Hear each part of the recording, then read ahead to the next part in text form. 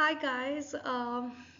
So, um, Seeing this topic, some of the students who commented, under my videos, that could you please do videos on portions of semester 3 that is prescribed for Kerala University. Initially I had planned to do videos in evolution of English language, but then I was not that very regular in posting videos for the past few months. Um, so I just want to begin by saying a sorry to those students because now they might have been promoted to semester 4. But these videos may definitely come helpful for your future, like if you ever plan to write PSC exams for assistant professor of English, then these topics are prescribed in that in PSC syllabus also. um, and keeping in mind that there are students who really struggle with the subject of evolution of English language. It's basically because of the attitude that we keep in our mind, just because when we start learning it, we are like, oh God, it's like going to take us forever to learn this subject. But I can teach you in the most uh, simple terms. Yes, it requires a little bit of rote learning. Like, yes, you have to mug up certain aspects and ideas, but then we can approach it in an interesting way also. Okay, if we can just keep a little enthusiasm in learning this subject, then it will be really easy for us. Okay, so let's begin with Indo-European English, Indo-European language family. തുടക്കത്തിൽ തന്നെ പോയെന്ന് തോന്നുന്നു. Okay. So, what is this Indo-European language family? So first let's understand what is linguistics. Linguistics is nothing but study of languages is called as linguistics. Now in linguistics there are different kind of languages. So there are different language families. One such language family is Indo-European language family. Now, there were certain nomadic tribes of Central Asia, especially India and Europe. Okay, so the nomadic tribes of India and Europe that constituted the Central Asia, that was also part of the Central Asia, they wandered uh, around Black Sea. Okay, they wandered around this Black Sea between 3000 to 3500 BC. And it was these nomadic tribes who owned the Indo-European languages. Okay, so now we understand to whom did this Indo-European language family belong to. It belonged to the nomadic tribes of Central Asia, especially India and Europe, who wandered around the Black Sea between 3000 to 3500 BC. Indo-European family, it can be divided into two. Satim. Okay, now there could be different pronunciations to it. Whatever feels right to you, just go with that. Okay, I pronounce it as Satim. I believe that is the right pronunciation of it. I could be wrong. Okay, if you want, you can correct me below the comment section below. Let's learn it together. Okay. And as literature students, it's very important that we be open to constructive criticism. Okay, you can just be as much critical you want to go down in the comment sections. Um, because it's important that we discuss, we create a discourse in order to learn something. Okay, all right. So Satem is basically the Eastern family of Indo-European language family, and Kentim is the Western language family. Now, under each of these categories, that is Satem and Kentim, there are 4 extra categories for each of them. Like Satem has 4 different categories, that is Indo-Iranian, Armenian, Albanian, Balto-Slavonic. Okay. Then Kentim is the Western family That again has 4 different categories: Hellenic, Italic, Celtic, Germanic. Now this is where you just need to mug up these 8 points. Okay, because even when you're writing an essay, that there are questions there are essay questions in Kerala University exams that are asked to write an essay on Indo-European family. So students don't know what exactly to write under Indo-European language family. So what do? They write about what language is, they write the difference between human language and animal language, the human communication and animal communication differences are written just to fill in the pages, so it's just beating around the bushes, so it's important that we start approaching our essays in a way that the examiner, when they'll be reading the paper, they should be like, wow, I need to put marks for this. So start formatting your essays in such a way that at one glance the examiner must be able to understand, yes, this person knows the answer to this question. So how would you write? You write what Indo-European language family is. Then you write the 2 categories of it, that is Satem and Kentim. Then write the 4 categories that come under Satem and the 4 categories that come under Kentim. Okay, is this much clear? Now let's go one by one. Let's study first the Satem Eastern family. As I said, it has 4 divisions. The first one is Indo-Iranian.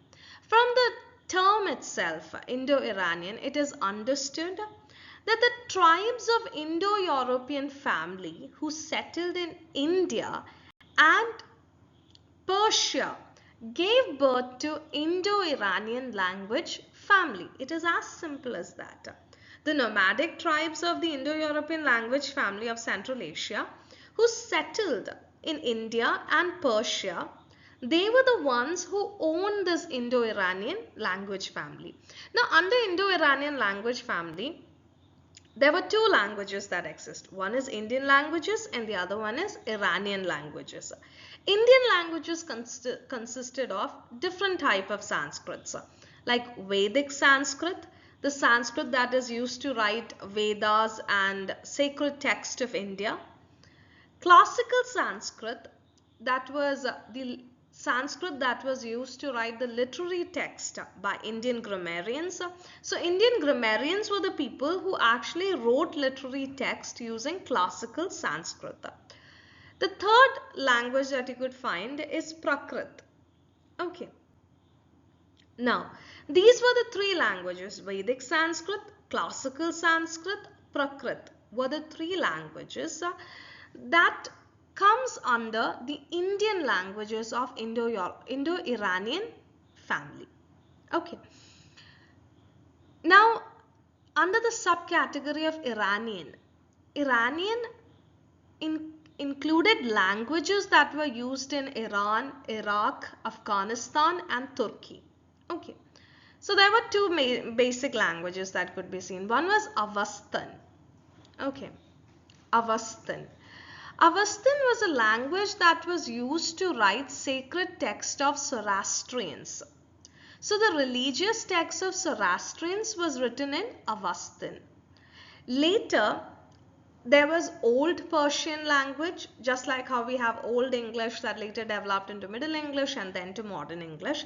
In a similar way, in Iran, Iraq, Afghanistan and Turkey, there was also another language like Old Persian that developed into Middle Persian, later into Modern Persian, and in Modern Persian, that is a language that is spoken today there.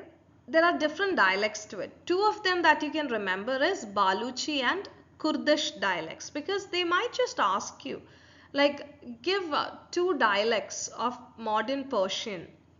So you can write Baluchi and Kurdish. I don't know if it's Baluchi or Baluki, but yeah.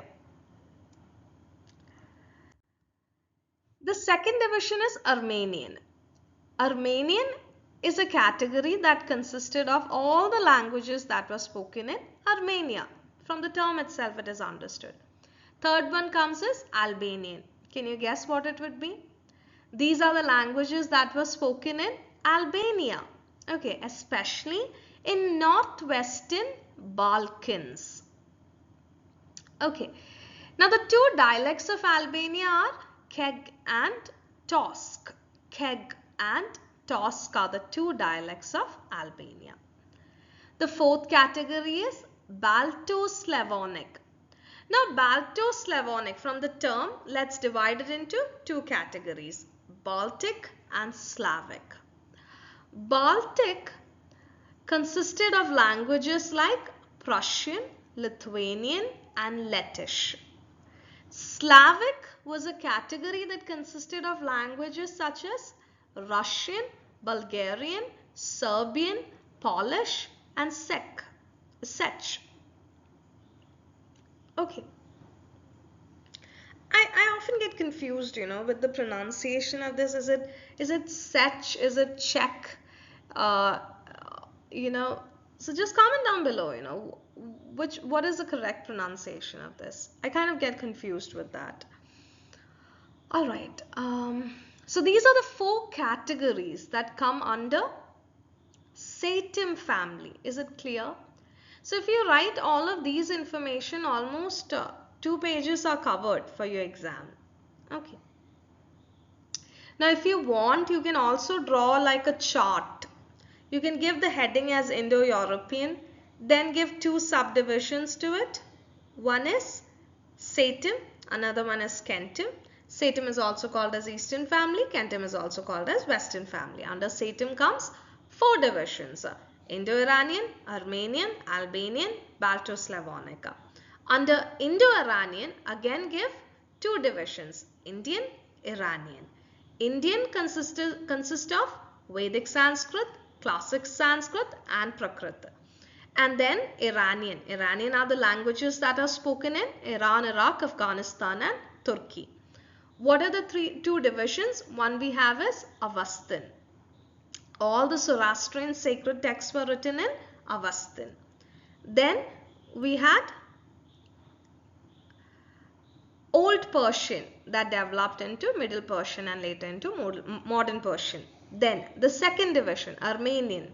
Armenian are the languages that were spoken in Armenia. Third division is Albanian. Albanian are the languages that are spoken in Northwestern Balkans, and 2 dialects of Albania are Keg and Tosk.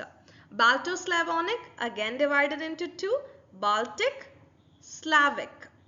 Baltic consists of which all languages? Prussian, Lithuanian, Lettish. What about Slavic? Russian, Bulgarian, Serbian, Polish, and Czech. Okay, alright. This is how you can actually form a chart. And then comes the second division of Indo-European family, that is the Kentim, Western family. Kentim, again, it has 4 divisions. So the first division is Hellenic. Hellenic are basically the dialects of Greece. It is related to the Greek language spoken in Greece. What are the 4 different dialects that come under Hellenic? Ionic, Aeolic, Doric, Attic. It has an ik. Okay, so Ionic, Aeolic, Doric, Attic. These are the 4 dialects that exist for Greek language. Okay, so that is Hellenic category. Next we have Celtic. Okay, Celtic consists of 3 languages. One is Gaulish, Britannic, Gaelic. Gaulish, Britannic, Gaelic. Okay, then we have the third category, which is Italics. From the term itself, it is understood as something related to Italian languages, something related to Rome. So Italic, the dialects of ancient Italy, way back in the ancient ages, Italian language had some dialects, and those were Oscan, Umbrian, and Latin. Oscan, Umbrian, and Latin. Alright. Now Latin was in 2 forms. One was Classic Latin and the second one was Vulgar Latin. Vulgar Latin constituted the Romanian languages such as French, Italian, Spanish and Portuguese. Okay, so these are the first three categories of Kentim family. Is it clear? So first we have Hellenic, second we have Celtic, third we have Italic. I hope it is clear. Alright, so the fourth division is Germanic, which is also called as Teutonic. Okay, so it can be divided into three divisions. One is East Germanic, second is North Germanic, and third is West Germanic. Under East Germanic, the language that survived is Gothic. North Germanic language can be divided again into two, West Norse and East Norse. West Norse consisted of Icelandic and Norwegian languages, and East Norse consisted of Danish and Swedish languages. Okay, West Germanic again is classified into three, High German, Low German that constituted the languages Dutch and Flemish, and Anglo-Frisian. Anglo-Frisian consisted of Old English that later developed into Middle English and then further to Modern English. Okay. So under Kentif family, how many divisions are there? Can you just prompt with me so that we can just see how much we are able to recollect? There are again 4 divisions to it. First one is Hellenic. Hellenic, it is related to Greece. What are the 4 dialects of Greece? We have Aeolic, Ionic, Doric and Attic. And then second division is Celtic. Celtic again we have 3 different languages, Gaelic, Gaulish, Britannic. Okay. Then the third division is Italic. Italic, it is related to Italy. There are some ancient Italian dialects that existed. What were the one of three of them that we mentioned? One was Umbrian, then we had Latin and Oscan. Oscan was one of the dialects. Okay. Yes, it was Oscan. Now Latin. Latin can be again divided into 2. We had the classic Latin and the vulgar Latin. Vulgar Latin constituted all the Romanian languages such as French, Spanish, Italian, Portuguese. Okay. And the fourth one was Germanic or Teutonic, which can be divided into 3. East Germanic, North Germanic and West Germanic. East Germanic language that survived is Gothic. North Germanic language can be divided again into 2. West Norse consisted of Icelandic and Norwegian languages. East Norse consisted of Danish and Swedish languages. The West Germanic, the third division, is very important because it consisted of High German, Low German that constituted the languages Dutch and Flemish, and Anglo-Frisian. Anglo-Frisian consisted of Old English, which later developed into Middle English and then further into Modern English. So this is the reason why we are studying Indo-European family. You know, because whenever I taught this to my students at college, I remember how much they used to get frustrated with this subject, you know. I used to teach them and I used to feel sorry also. I mean, like, it would be mostly after the lunch hours. And whenever I used to go with them, go with this, you know, they'll be like, it would have been so easy if you taught us some stories or some poems so that, you know, it would be easy for them to write the exams. But I clearly understand that this is a bit dry subject because you have to mug up some of the terms and everything. There is no logical understanding to it. But then we have no other option because this subject is there prescribed in the syllabus. Try to find some interest, you know. I took this subject to teach my students because I find this interesting. And I would want the same with you guys also. So you can make this topic a lot more interesting. So study it this way. and this would be really easy for you for your exams. So you can also draw a chart as I mentioned, and then you can give a description. So then the first part of the chart was over. We had already created Indo-European family into Satem, Kentim, Satem divided into four, and then Kentim. Then you give the four divisions of Kentim, what all comes under Kentim. So in this way you can formulate a chart. Okay. Um, so that's all that I wanted to discuss with you today. So this is Indo-European family, and I'll be coming up with the next succeeding topic of this, a topic that comes after Indo-European family. All right then, have a good day. Bye.